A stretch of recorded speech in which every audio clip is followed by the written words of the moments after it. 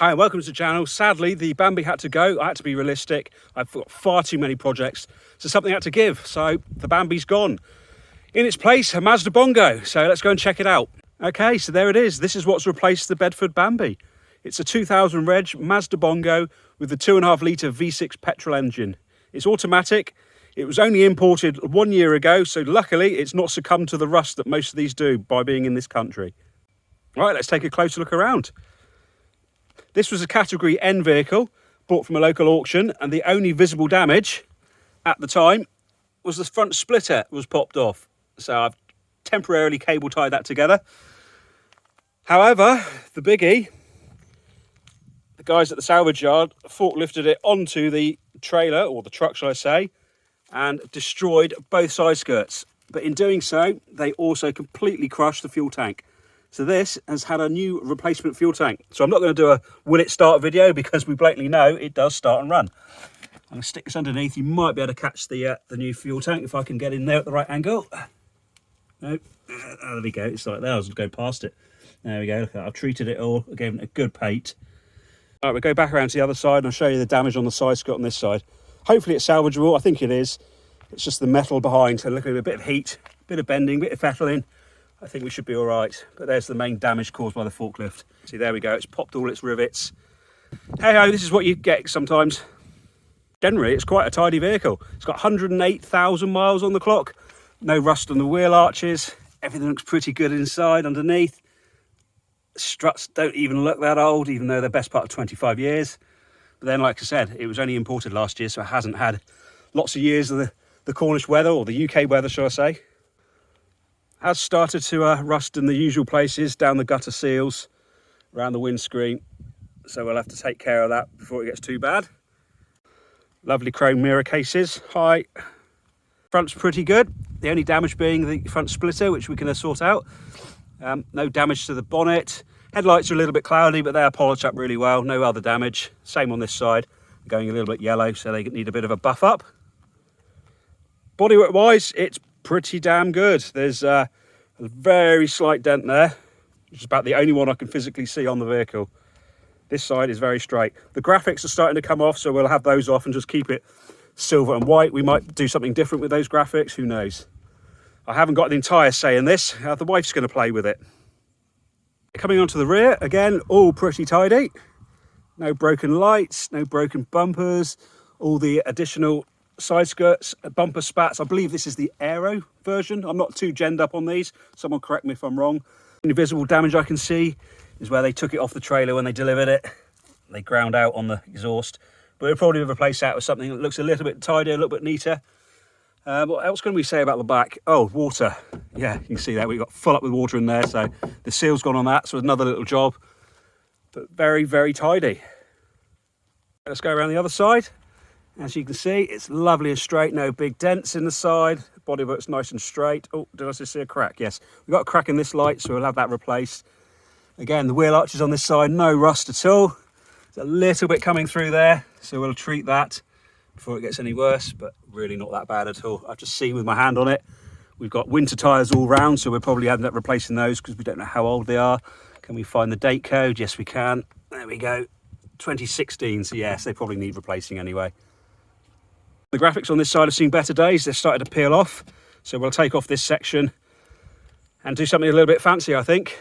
But other than that, this side is very tidy. Also comes with standard JDM wind deflectors on both doors, and they're not brittle. Okay, right, let's pop the bonnet.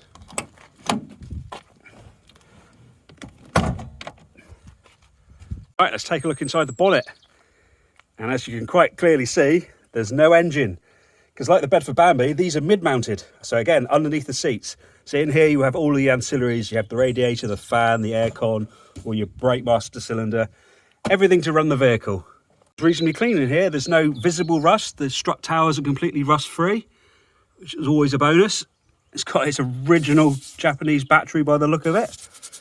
Might have to replace that. Brake fluid looks good. Everything else is as it should be. Again, this wheel arch is rust-free. Coolant's a little bit low, so that one might need looking at, topping up. Let's have a check the radiator, see if we've got any visible leaks. Can't see anything on the aircon on the front. Can't quite see the radiator from this angle. Let's have a look inside here. We might have a leak on the radiator. There's a little bit of deposits there. It's a little bit wet. So we might just replace that anyway, put a brand new one in. Right, let's go ahead and take a look inside. There we go. Bong. Fairly standard affair, nothing special. Cloth interior. A little bit of wear due to age on all the interior panels. Comes with a Pioneer head unit. Fantastic. Needs a damn good clean because everything's covered in mould and dirt and grime. The state of those mats. But other than that, everything appears to be fine. There we go. 108,000 miles. I'm guessing it's miles. It could be kilometres. Oh, look at all the flies. Are they dead? No, they're alive. Oh, get rid of them. Going around to the passenger side. Again, same as the other side. Completely filthy, needs a damn good clean. Shampooing. Get rid of the mould and all the stains. But other than that, pretty tidy. Just needs a bit of TLC. Moving on to the back. There we go, completely standard. 2 sets of sliding seats. Both completely fold flat and turn into a bed. You also have seats behind the front seat, which is ideal. Get inside. We also have full aircon in the back. We'll test that, see if it works in a minute. And the air vents up there in the roof. And there's the control for the roof. We also have electric window blinds all round. So we'll give those a go, see if they work in a minute as well. Okay, right, the ignition's on. We're going to see if this pop-up roof works. First of all, just going to lift the hatch, have a look inside. Oh, no, you can't because the roof's down. Okay, right, where's the button? Open, close.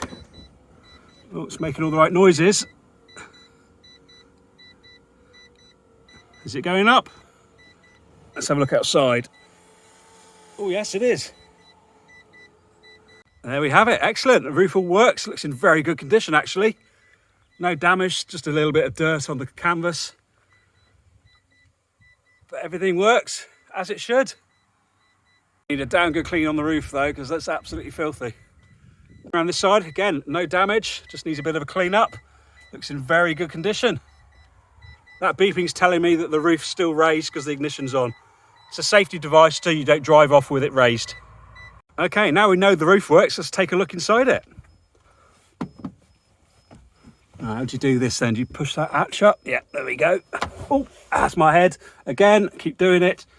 Actually, that's fairly spacious in here, isn't it? Oh, it's a bit mouldy. It's going to need a bit of love. It's got a light in there, a skylight and everything. My boy's going to love this.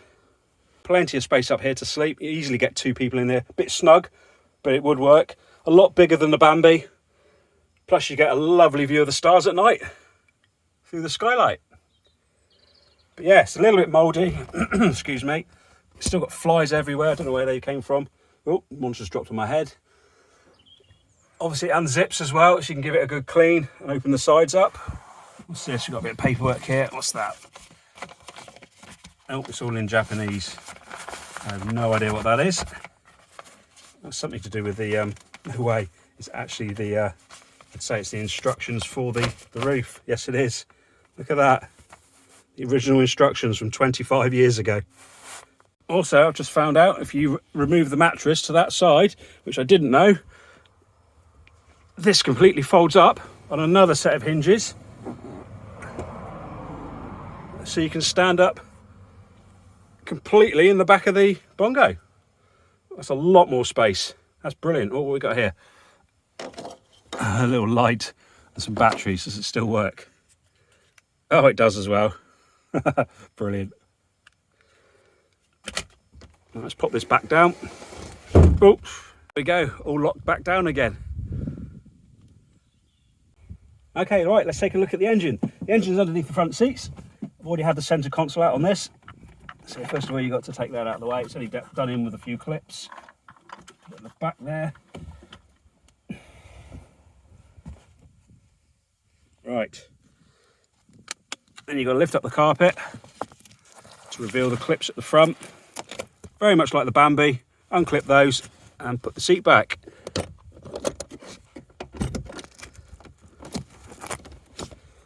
Easier said than done with one hand. There we go.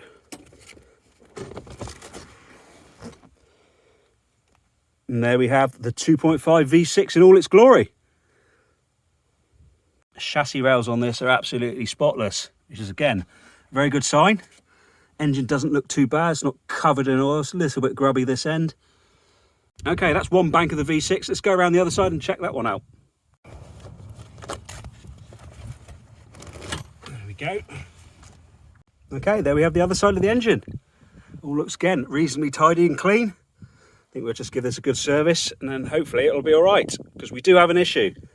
There was a slight misfire before the damaged fuel tank. However, it's still misfiring with the new one. So it feels like it's got a bit of fuel starvation.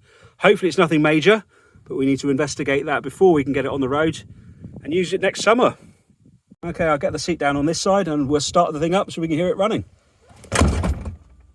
Okay, before we start it up, you can see that it's got its original Japanese card reader. This is for the toll roads in Japan. I'm going to leave this in because every time you turn the ignition on, it talks to you. No idea what it's saying, but we're going to keep that because that's quite cool. Okay, right, let's start it up. Ignition on. Yes, I know. Bit of fuel. All the lights are on. All right, fire in the hole.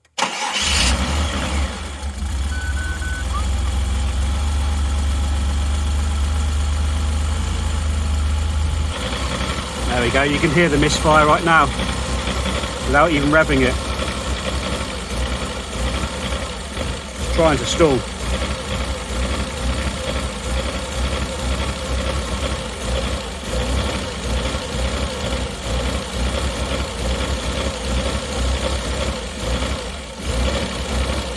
That's enough of the little walk around. Time to get this on the trailer, get it back home, and hopefully we'll have a little look at that misfire and see if we can solve the problem.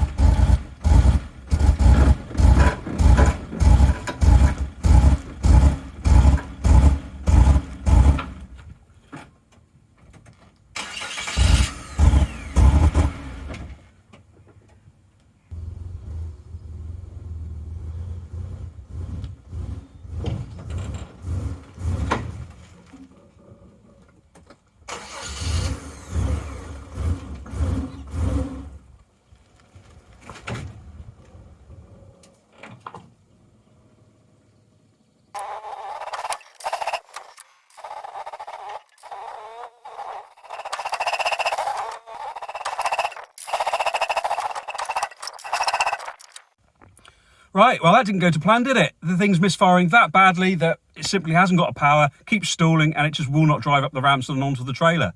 In the second episode, hopefully we're going to solve the misfire, which I'm pretty sure is going to be all the ignition leads.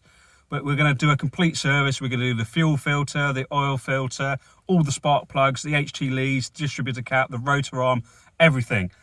And then if we've still got a misfire, we know we've got some big problem somewhere else. And then hopefully it will run properly.